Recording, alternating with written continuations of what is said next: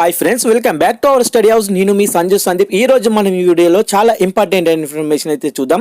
అక్షరాస్యత అత్యధికంగా గల జిల్లాలు మరియు కేంద్ర పాలితాలు, అలాగే అత్యల్పంగా ఉన్నవి కూడా చూద్దాం. అలాగే పట్టణ జనాభా అత్యధికం మరియు అత్యల్పంగా ఉన్న వాటి యొక్క రాష్ట్రాల గురించి అయితే తెలుసుకుందాం. పూర్తిగా వీడియోని అయితే ఎవరు కూడా స్కిప్ చేయకుండా చివరి వరకు చూడండి. చూసే ప్రతి ఒక్కరు కూడా ఒక లైక్ చేయండి, ప్లీజ్ సపోర్ట్ చేయండి. మొదటగా మనం చూసుకున్నట్లయితే అక్షరాస్యత అత్యధికంగా ఉన్న రాష్ట్రాలు చూస్తే కేరళ, మిజోరం, గోవా, త్రిపుర అయితే ఉండడం జరిగింది. కేరళ 94% గాను, మిజోరం 91.3% గాను, గోవా 88.7% గాను, త్రిపుర 87.2% గాను అయితే ఉండడం జరిగింది. అదే అక్షరాస్యత అత్యల్పంగా ఉన్న రాష్ట్రాలు చూస్తే బీహార్, అరుణాచల్ ప్రదేశ్, రాజస్థాన్, జార్ఖండ్ అయితే ఉండడం జరిగింది. బీహార్ 61.8% గాను, అరుణాచల్ ప్రదేశ్ 65.4% గాను, రాజస్థాన్ 66.1% గాను, జార్ఖండ్ 66.4% గాను ఉండడం జరిగింది. కేంద్ర పాలిత ప్రాంతాలు చూస్తే లక్షద్వీప్, డమన్ డై అయితే ఉండడం జరిగింది. అత్యధికంగా అక్షరాస్యతలో లక్షద్వీప్ 91.8% గాను, డమన్ డై 87.1% గాను ఉండడం జరిగింది.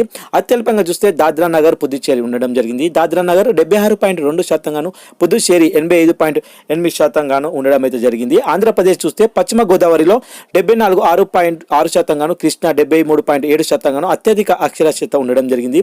అత్యల్పంగా చూస్తే విజయనగరం 58.9% గాను, కర్నూలు 60% గాను ఉండడం అయితే జరిగింది.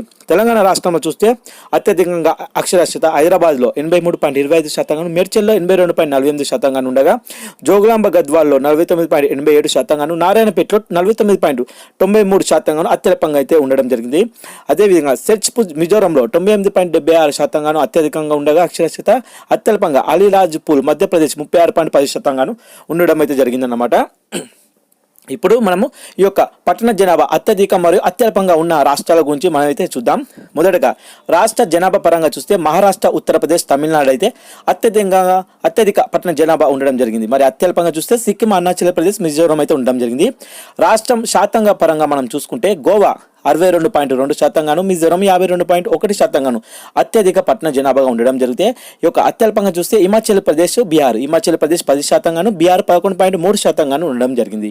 మరి కేంద్ర పాలిత ప్రాంతంలో చూసుకుంటే అత్యధిక జనాభా మనకు ఢిల్లీ 97.5% గాను, లడఖ్ 84% గాను ఉంటే, మనకు అత్యల్పంగా చూస్తే జమ్మూ కాశ్మీర్ 26.11% గాను, అండమాన్ 37.7% గాను అయితే ఉండడం జరిగింది.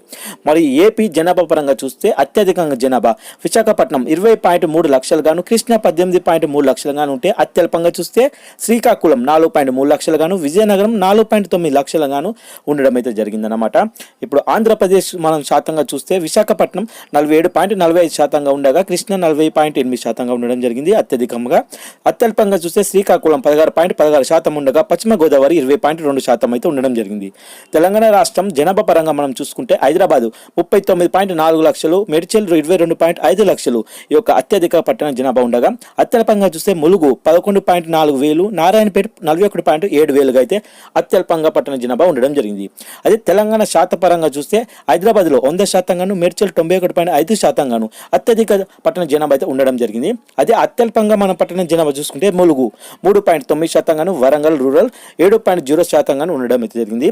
చూశారు కదా, ఇక్కడ అక్షరాస్యత అత్యధికంగా గల రాష్ట్రాలు మరియు కేంద్ర పాలిత ప్రాంతాలు మరియు అత్యల్పం, అలాగే పట్టణ జనాభా అత్యధికం మరియు అత్యల్పం గురించి చూశారు కదా. చాలా ఇంపార్టెంట్ ఇన్ఫర్మేషన్. వీడియో నచ్చితే మాత్రం అలా చూసి వెళ్ళిపోకుండా ప్లీజ్ ఒక లైక్ చేయండి, షేర్ చేయండి, సబ్స్క్రైబ్ చేసుకుని వారు ఎవరు ఉంటే ప్లీజ్ సబ్స్క్రైబ్ కూడా చేసుకోండి ప్లీజ్. Thank you. జై హింద్.